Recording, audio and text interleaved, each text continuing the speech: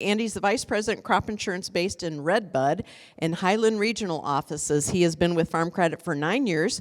He grew up on a small grain and livestock farm in southern St. Clair County, just outside of Marissa. After college, he formed a partnership with his dad and has continued to farm with him while always working an off-farm job.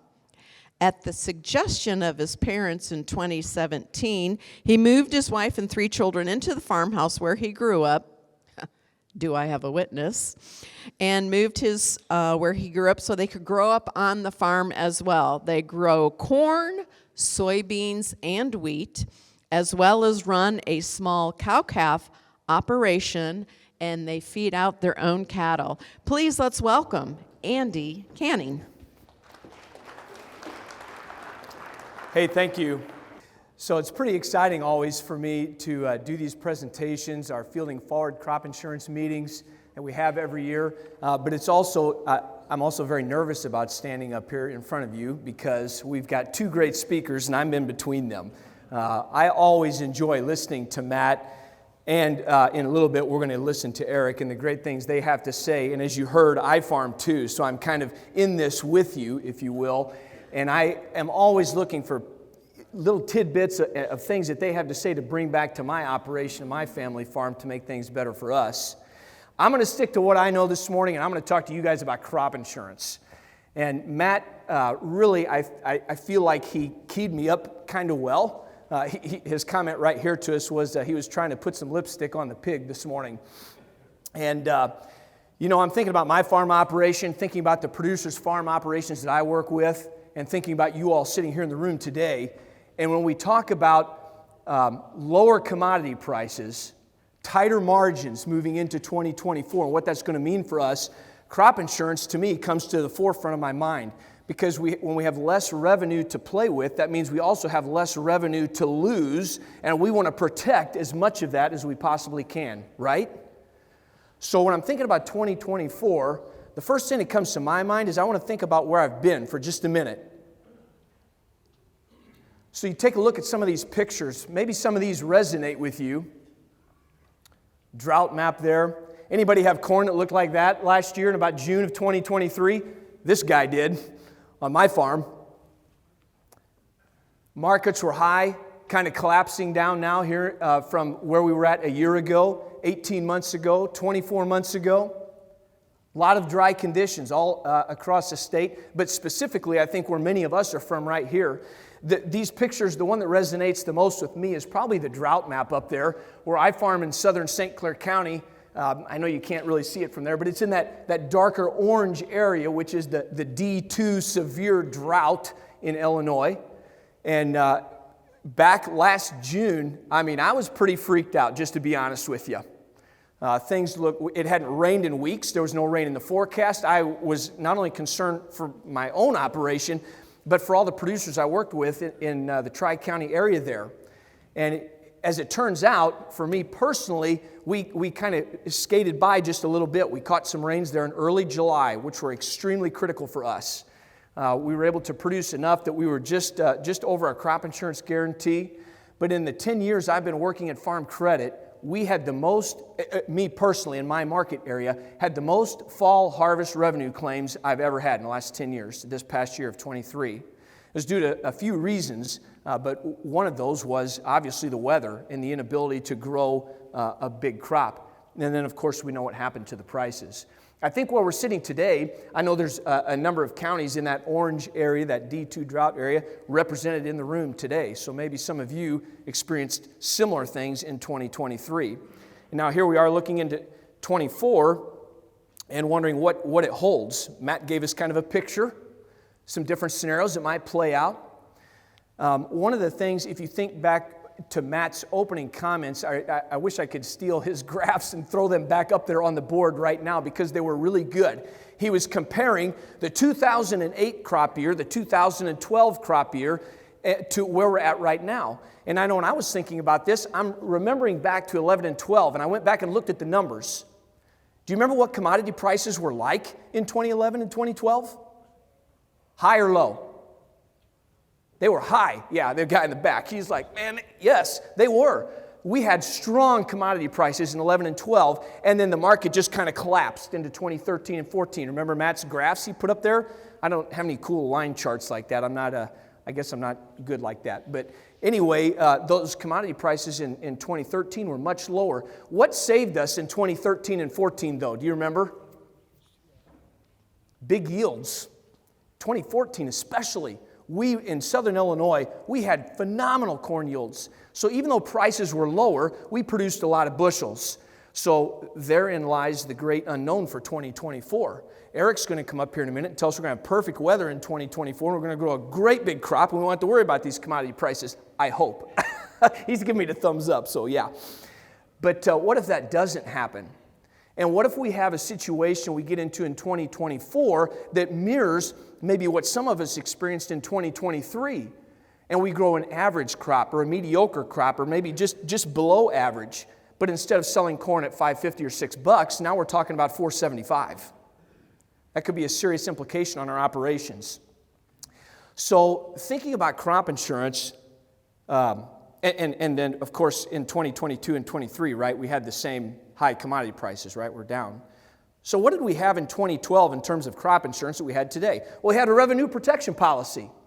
You know, the statistics tell us that in Illinois, over 90% of all the farms that carry crop insurance carry a revenue protection policy. I dare say that any of you in this room that have a crop insurance policy today, probably, like me, carry that revenue protection policy on your farms. So we're going to talk a little bit about that today. But there's something else that we have today in 2024 available to us to make use of that we didn't have in 2012. The RMA has come out with these products. They call them shallow loss coverage options. And we're going to talk about those a little bit today. I want to say a couple things. Number one, I don't want you to get hung up too much on the math. I'm going to put some numbers up there and show you some charts and stuff and how it relates to, you know, all of our operations are different. And actually, I kind of looked at the reservation list here a little bit. This is a pretty huge geographic spread where we're all from. So don't get hung up too much on the math, like, hey, that doesn't mirror what my operation is. Listen to the message, okay? That's what I want to get across to you today. Anybody want to take a stab at what that number might represent for Central Illinois? We're going to talk a little bit about Central and Southern Illinois in the presentation today because we've got kind of both areas represented in the room this morning. $1,271. What did that mean in 2023 for Central Illinois? I thought maybe somebody would say the average price of anhydrous. So that is the gross corn revenue per acre in 2023 for Central Illinois farmland. This is provided to you courtesy of our friends at FarmDoc. I really appreciated Matt's comments about the team at the University of Illinois. Great people. He's right. I echo his sentiment there. 2022, the year prior, $1,125. So right, we're coasting up. Now we know what it's going to look like for 2024. It's going to be less, to the tune of about $180 or so an acre less is what they're predicting. Now Southern Illinois, this is going to resonate a little bit more with some of you from the South. I know it did for me. 2023, they're predicting $1,047 gross revenue. This is not net revenue, okay? 2022, $930, and then this was kind of a shock to me, about the same as 24 months ago for 2024. Now, I did the math on my farm operation. I think I'm going to be a little bit south of that number yet. But again, it depends on what our yields are like. And I'm hopeful for good prices. But, you know, you heard Matt say he's being patient. He's not selling anything right now. He's kind of waiting. On new crop corn is, you know, I'm kind of in the same boat as him. I'm looking for a spring rally. And then, of course, boy, be paying attention to those markets in June and July, right, for a weather rally. How about this number right here? 17.43%. Somebody want to take a stab at what that number might represent? And no, friends in the back, that was not my pay raise from last year. You have to move the decimal over to the left a little bit to get there. Anybody? 17.43%? This is crop insurance trivia right here. So how about this represents the price of the percentage of decline in the corn price on crop insurance last year in 2023. Anybody remember what the spring price was last year? So almost a year ago, we set the price for the crop insurance. They call it the projected price during the month of February for crop insurance. So we're about ready to do that now for this year. Anybody remember what it was last year? $591. Oh, good. And that's excellent. Do you remember what the fall price was? Yeah, lower, yes. Yeah. Anybody remember what the fall price was? $5.91. It dropped all the way down to what? Okay, I heard it in the back somewhere. $4.88. Yeah, that's $1 a bushel. 17% of the price we erased, gone last year. Now, that helped the producers in my area trigger losses because they had mediocre yields, and then when you couple off, hey, all your bushels are worth $1 less than what your guarantee was, that helped them trigger claims. Same is true for the soybean market last year. We got this corn price. Let's see if we can get the soybean. What was the spring guaranteed price on soybeans last February? Started with 13. Ended with 76. Yeah, 13.76. And then in the fall, it came in at what? 12? I think I heard it. 12.84. I'm not sure who's saying that. I wonder if that's one of the agents back there saying that. You guys should have answered. 12.84. So we also lost almost $1 a bushel on soybeans. So producers that were producing, especially, in Randolph and Monroe County where I work, double crop soybean yields in many cases were in the teens and some in the single digits. And then you compound the fact that they were worth $1 less a bushel, we had a lot of revenue claims this last year. What's going to happen in 24? It's anybody's guess. But I don't think we're going to have a $5.91 corn price, and I don't think we're going to have a $13.76 bean price. So what do we need to be thinking about in terms of crop insurance? Circling back around to this shallow loss coverage options. I'm going to explain those right now. I'm going to go through some graphs. I really like pictures. When I taught school, I thought pictures were a good way to explain things, and it kind of helps a little bit, I think. So we have this silo right here. And I'm going to talk about two options. You've probably heard these acronyms before, SCO and ECO. SCO stands for Supplemental Coverage Option, and ECO stands for Enhanced Coverage Option. That's the two products I'm going to talk about here. So looking at the silo right now, you see there's 75% RP. You see that right there by the silo? That stands for Revenue Protection. That's a policy type that most of us have in the room. And most of us in southern Illinois, I know on my farm I do, does anybody else carry 75% coverage? Anybody in the room? Everybody's at 80% or 85%? Okay, well, we're going to go through some scenarios looking at it each way.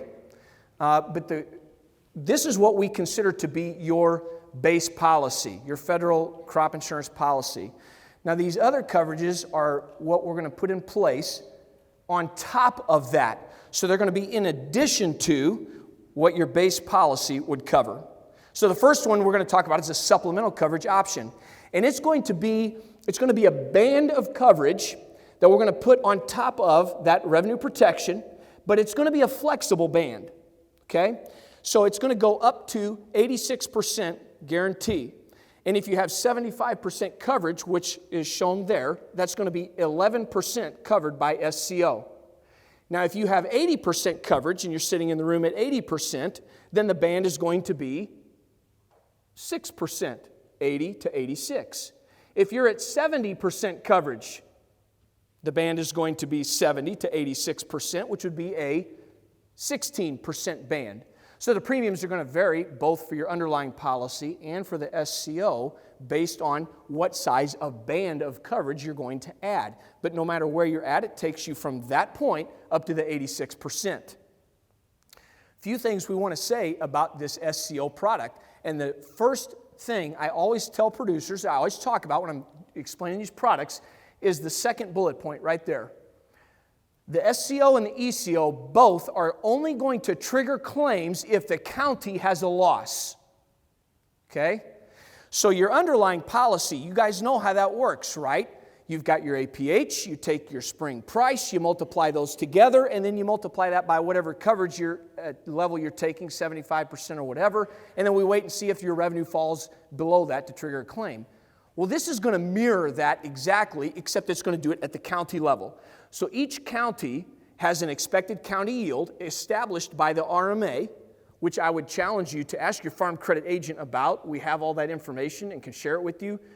But some of those yields, I was surprised at how good they are. Typically, county yields get kind of a bad rap. These numbers are pretty strong. But we'll take that county yield, multiply it by the spring price on crop insurance, just like we're going to do on your base policy, set a level of revenue, and then multiply that times the 86% coverage for the SCO. If the county revenue falls below that threshold, then it starts to pay a claim. And when it pays that claim, though, we're going to come over and look at your APH in particular to pay that claim. So if the three of us, Eli sitting up here and Marlon, if we're all farming in the same county and we all buy these products and the county triggers a claim, all three of us are going to get paid probably a little bit differently because it's going to be paid on each one of our own individual APHs. And I know you guys will get paid more because you're better farmers, I'm sure. So, next thing I want to say about the SCO product is that first bullet point. In order to buy the SCO coverage, you need to be enrolled in the PLC program at the FSA office. For those of you sitting in the room that haven't been around crop insurance much, we love acronyms, as you can tell. We've got so many of them. I don't want to get lost in all of that, okay? So the FSA, that's the Farm Service Agency, used to be called the ASCS office, right? The PLC program is the Price Loss Coverage program. I had a producer call me yesterday and he said, Andy, the FSA office just called me and they want to know if I'm going to be in ARC or PLC this year for 2024, and I really can't remember how that stuff works and how it relates to crop insurance. What should I do? And I said, okay, well, let me give you the rundown because I think I know where you're at and I think I know where you're going to want to go, but let me kind of give you the nutshell version of that. So I want to do that for you guys too this morning. I got to thinking about this yesterday after that phone conversation. Maybe I should have put in a slide about ARC and PLC because producers are getting those phone calls now. PLC is going to make a payment. You sign up for the ARC or the PLC, and PLC will make a payment if all the grain sold during the marketing year in the entire country averages below a certain reference price for that commodity. So we're signing up for 2024. So from August the 31st of 2024, September the 1st of 2024 through August 31st of 2025, all the corn sold in the country, if it averages below 370, PLC is going to make a payment. If all the beans sold in the country during that same time average below $8.40, PLC will make a payment on beans. I don't know about you guys, but I am praying that doesn't happen. And I'm pretty sure, I feel relatively confident it won't get that low. In fact, since those products came out through FSA in the 2014 Farm Bill, PLC has never paid on beans, not even one time. The closest was, I think, in about 2016, they hit $8.48. So that's probably not a deal. If you were just looking at those two products, you'd want to be signed up in ARC. But if you do that, you can't purchase SCO as an option on your crop insurance policy. ARC works a little bit more like crop insurance. They've got a 5-year Olympic average historical yield.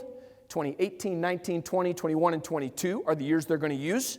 With a 5-year Olympic average price for those same years, they're going to multiply that together, take it times 85%, I believe, in the county, and then pay you on your base acres. Those are Farm Service FSA products. They use NASS data. It's a completely different data source. And they're for you to sign up at the FSA if you want to change election by March 15. SCO and ECO derive all their data from the RMA. So when I'm talking about expected county yields and seeing it when we multiply together if we're going to trigger any losses at the county level, do you know where that data comes from? Right here in the room. All of us turn in production reports to our crop insurance agent at the end of the year. Here's how much my corn produced, here's how much my beans produced. We funnel all that information up to each of the insurance companies. All those insurance companies send that up to the RMA. The RMA aggregates all that data at a county level and says, hey, here's what Jefferson County did in 2023, and puts a number on the table based on your actual production data that we turn in on our crop production reports. So that's how those products will determine the SCO and the ECO, whether any claim payments will trigger at the county level. ECO is the next band of coverage that we're going to stack on top, or could stack on top of the SCO. The enhanced coverage option has two choices. You can buy a 4% band of coverage, that'd be 86 to 90%, or you can buy a 9% band of coverage from 86 up to 95% coverage. 95% coverage is super high. I mean, when you look at your county yield and you multiply it times the spring crop insurance price, and you take it times 95%, that deductible up there at the top is very small. So it wouldn't take a big hiccup with our weather in the summer of 2024, or a little hiccup in the market where the price drops just a little bit and these products start to pay. Okay? Key is it's got to trigger the loss at the county, but then it's going to pay you based on your farm's APH. So they are federally subsidized, by the way, right? So let's look at a few examples. I'm going to show you some bar charts here, okay?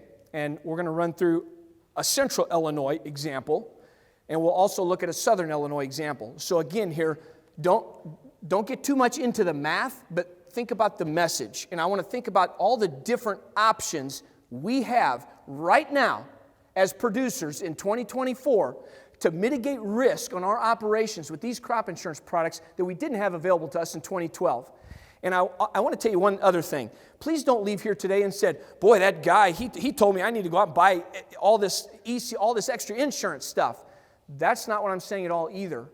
What I'm telling you is I want you to look at these products and maybe they would be suitable for you and your operation. I've sold some over to my territory to different producers. I'm going to tell you about a few of them here in a minute. But it's not a one-size-fits-all. But at least you're aware of it, you know they're out there, and that they may fit on your operation. So in central Illinois, we're looking at an example with an APH of 225 with a $5 price.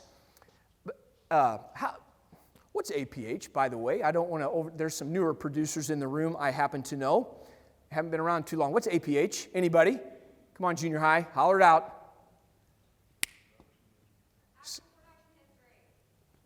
Somebody said up here too.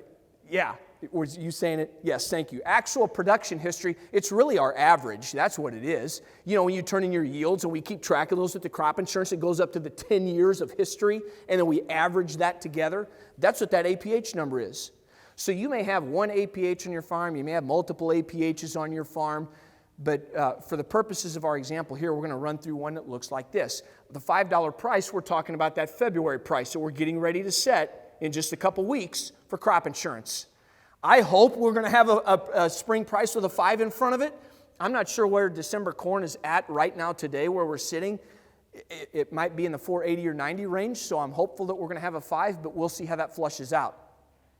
Doing the math pretty simply, 225 bushels times $5 is $1,125. That's that dotted line across the top. That's our expected revenue on our example farm here for 2024.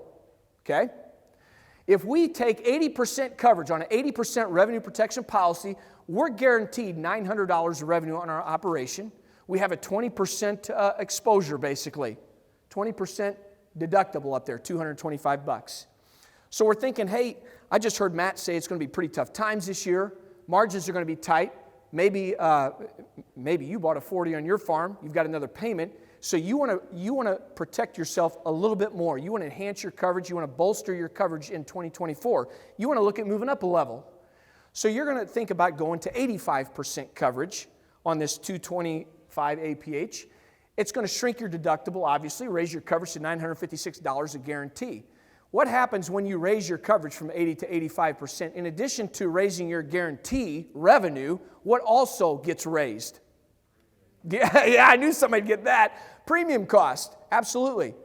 Now, I can't speak, I'll try to speak generally about premium cost because we're in so many different counties. The premiums are actuarially set at the county level. So depending on what county you're in, you know, the jumps might be different. The further north you go in Illinois, people tend to buy 85%, and that's what's common. And further south, it's 75%. But no matter where you're at, moving up a level is an increase in premium. What if I told you that you could look at buying SCO? It's going to garner you a little higher coverage, not a lot, but a little bit, that 6% band from 80 to 86%. you may be only talking about the same premium dollars. So rather than moving to 85% coverage, and of course it depends on whether you're on optional or enterprise units, your unit structure, there's going to be some things to consider there. Or perhaps instead of buying the SCO, you buy ECO. The thing that wasn't illustrated on our silo picture earlier is you don't have to buy the green band, the SCO. You don't have to buy that to also then buy the ECO. You can skip it and buy ECO, as is illustrated in this graphic right here. I've had several producers do that. Now, why might you be interested in buying ECO instead of the SCO? 2 reasons I can think of. Number one, you don't have to be in the SCO or the PLC program at FSA. You can just be in ARC or PLC, whatever, it doesn't matter. ECO has no affiliation with those programs like the SCO. The second reason is, where is ECO at on the ladder compared to the SCO? It's higher. So it's going to trigger out claims faster when we have a production problem or a pricing problem in the 24 crop year. So that might be one reason to look at ECO first. And then, of course, you could buy all 3. I met with a producer this was 2 or 3 years ago. He actually farms a little bit in a couple of counties, but mostly Washington County. And I was meeting with him. We got a great relationship. He's a super nice guy. I really like working with their operation. But I wasn't even sure I was going to talk to him very much about ECO or SCO. When I went into the renewal meeting, because I didn't think it would be a play for him, just based on what I knew of him and his operation and our conversations in the past.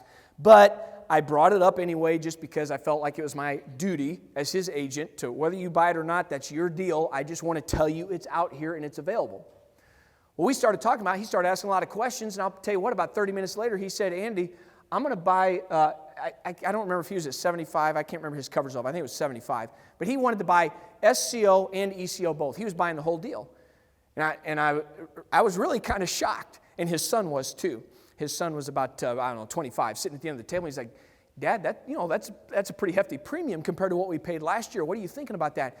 And this really stuck with me. I'll never forget what he said. He said, do you know how much money we're going to make if we're not collecting any of that? We're guaranteed so much revenue that if we don't collect any of this, that means the prices are really strong and our yields are really good. Because if one of those 2 things isn't happening, we're going to start dipping into one of these buckets and collecting something. He was locking in an extremely strong level of revenue on his farm operation that year. So that comment just really stuck with me, and that's why we want to share this with producers.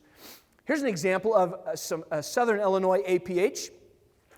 I'll be transparent. On my farm, I don't have any APHs that start with a 2. All of mine start with a 1. So we'll go through kind of the same scenario here. 190 bushel APH times a $5 spring price gives us $950 of expected revenue.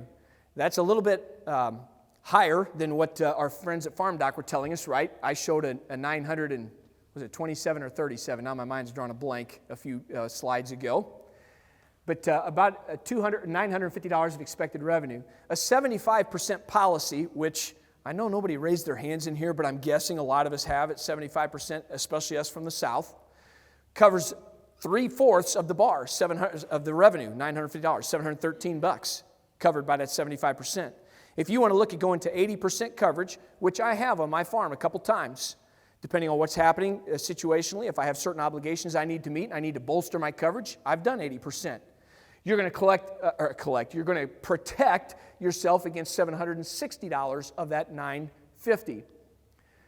But if you take the SCO coverage, now in this example, look at the green block. It's a little larger than the last one because the last one in Central Illinois was a 6% band of coverage. This one is 11%, going from that 75 up to the 86%. And it's going to guarantee us $105 of revenue against the county having a loss. ECO comes in to play here, buying the 9% band. 9% of our $950 gives us $85 of coverage. Pretty up high on the ladder. It's going to trigger pretty quickly. And then, of course, if you would buy both of those together, what 85 and 105, that's $190. I worked with another operation, again, 2 or 3 years ago, I'm not sure which. Mostly they farm in Randolph County, and they got a lot of acres down there, 4,000 something maybe. They decided a couple years ago they wanted to buy the ECO product on soybeans. If they were at 80, they went to 75. If they were at 75, they went to 70. I don't remember which. But they moved down a coverage level. They saved some premium cost by doing that, took their savings and their premium cost, added a few more dollars to that, reallocated those dollars into buying the ECO product, which is much higher up on the ladder as far as triggering a claim. So they had this protection that was really up here, and they really didn't net spend that much more money, maybe $2 or $3 an acre. So the premium costs for this are something to really consider. Obviously, none of us want to pay any more premium, right? I mean, it's not like we have a lot of extra money just laying around. But you have to weigh that against how much protection you need, especially when our margins are getting shrunk. So I also want to talk about, really quickly, the bar here getting skinnier. So say this 100, if you buy both SCO and ECO, just for example, $190 of protection, and say, I'm going to throw a crazy number out there. I have no idea what that would cost, right? Okay, but just say $30. And you're like, man, I'm not spending another $30 an acre on crop insurance. I don't want to do that. Well, would you be willing to spend, say, 15? Oh, yeah, I'd do that to bolster some more coverage. And yeah, absolutely. Well, then what we're going to do is we're going to sign you up for SCO and ECO, but instead of doing 190, the full block, we're going to do half of it. We're going to elect 50% of the price. So we're going to make the graph skinnier, but I don't want to decrease the height. We're going to keep the height so that we'll still have that shallow loss that's going to trigger as soon as the county has a problem, but we're just not going to trigger as big of a box. We're going to shrink our band this way by only doing 50% of the price. So the premium will be half, and then instead of 190, we'd only be looking at $85 or $95. Does that make sense? Are you tracking with me on that? Shrinking the bar this way? That's a lot about SCO and ECO. And again, it's the message, not the math, okay? Gosh, I feel like I got to hit this like 2 or 3 times to get it to advance here. Every year we talk in crop insurance about hail and wind and replant. And we do that on purpose because these products are so important and so critical to your operations, and we don't want to leave them out. Take a look at this picture right here from this year, June 29th, 2023. Did anybody experience this on your operation in particular? Anybody in the room in the path of that storm directly? Sherry Tomhave in the back. Yeah, I knew you were, Sherry. They had some pretty bad damage over her way. So where I live and farm in Illinois, and the area I service is kind of right here, just below where it says the 130. So we weren't in the direct line of that storm, but we did have producers that suffered some wind damage, specifically in corn. Kind of looked like this on some of their farms. Things were a mess. Pieces of fields got blown down. They were unharvestable. That picture there, I think, is actually taken around Taylorville, but it could have been taken near Marissa, Illinois. There's several fields that I insure for producers. Thankfully, none of my fields looked like that, but some of my producers I work with had fields that looked like this. One operation in particular in Washington, St. Clair, Washington, or Randolph County, they had a bunch of fields that looked like this, and you know what? They collected $0 on their revenue protection policy. Their corn yielded 180, 190, pushing 200 bushels in a lot of cases, and they produced so many more bushels. Even with the decline in price, they still exceeded their revenue guarantee on their federal crop policy. But you know where they did collect money? On their wind insurance. Because I'd set them up with a wind policy, and they had so much coverage per acre that they decided how much that coverage is going to be.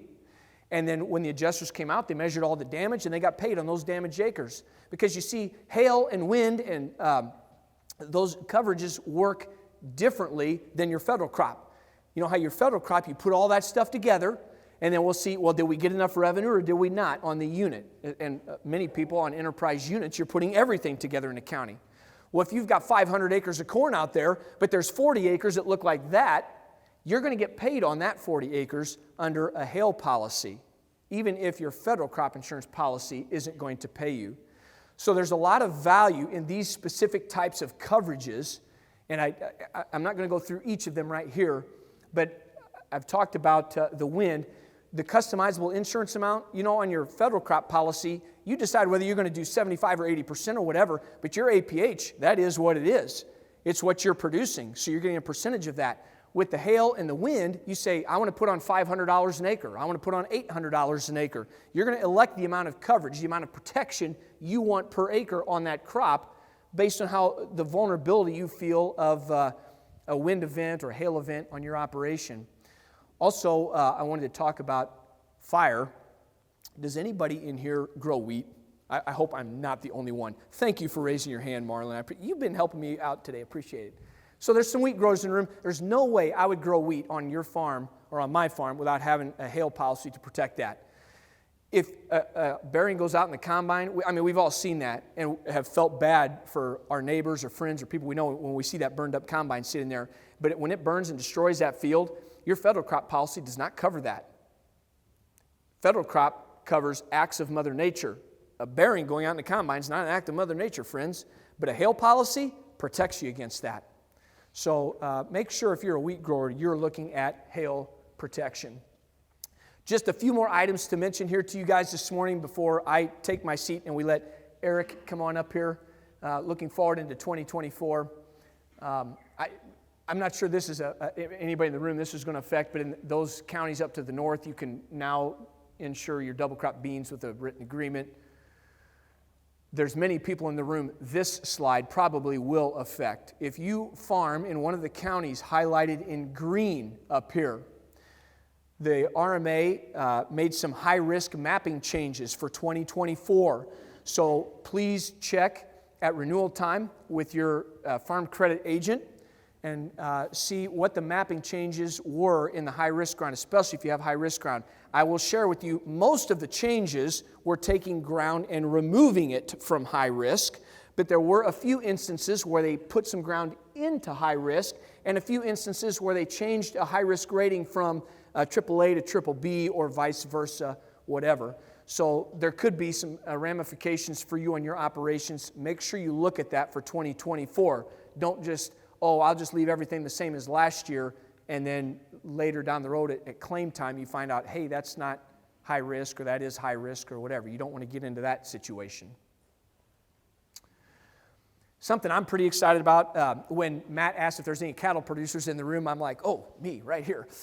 But my cattle operation is pretty small. We really kind of play, I guess, honestly. But I do love livestock. I love having cattle. We've got 5 hogs right now we're feeding, which is a fun time. Hey, our man John Stroll right here, he's a good guy, working out of Effingham office. He's our point guy. He is our livestock insurance expert. And you can see, look at the numbers right there, 2024, where we're at to date, already in 2024 of covering revenue on our livestock operations at Farm Credit Illinois. That's a huge number. We're very excited about that. And anybody that's got cattle, golly, you guys know what this market is. The livestock insurance, livestock risk protection, revenue protection works the same way, ideally, as the crop insurance. You're setting a floor for the revenue on your livestock operation.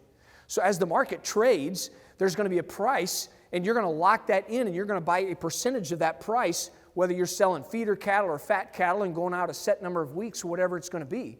So I would encourage you, you're growing hogs, you're growing cattle, talk to John about it a little bit. I think on your clip chart here, his contact information is there. Give him a call. It doesn't cost anything to ask questions. Questions are free, okay?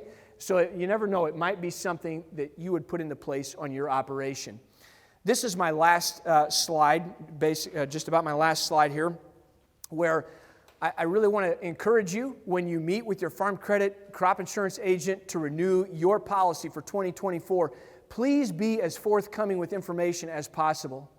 It's always exciting for me when I'm meeting with a producer and they're getting ready to, maybe they're close to retiring or they're trying to bring in the next generation, something like that. And that they're sharing this information with me. Hey, this isn't going to happen for 2024, Andy, but it's going to happen in 25 or 26.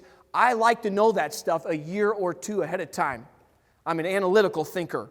I want to think through the process a little bit and how we can set up that next generation to be the most successful. And when we know all this information ahead of time, it helps us to plan and prepare a little bit strategically for that with the crop insurance. Anybody can write crop insurance. There's a lot of people out there that do it, and I'm not sure. I mean, I get it. You know, you were buddies in college, or, you know, my grandpa's uncle's nephew sells crop insurance, and I got to be with them. Okay, but I'm going to tell you what. You're not going to find anybody in the state of Illinois that's going to beat that team right there. There's a couple hundred years of crop insurance knowledge up here, and I'm talking about from our leadership team all the way down to the support people that are supporting us agents out in the field. This is a phenomenal team with a depth of resources, and I want to say thank you to you guys on behalf of these people up here for letting us partner with you on your operations.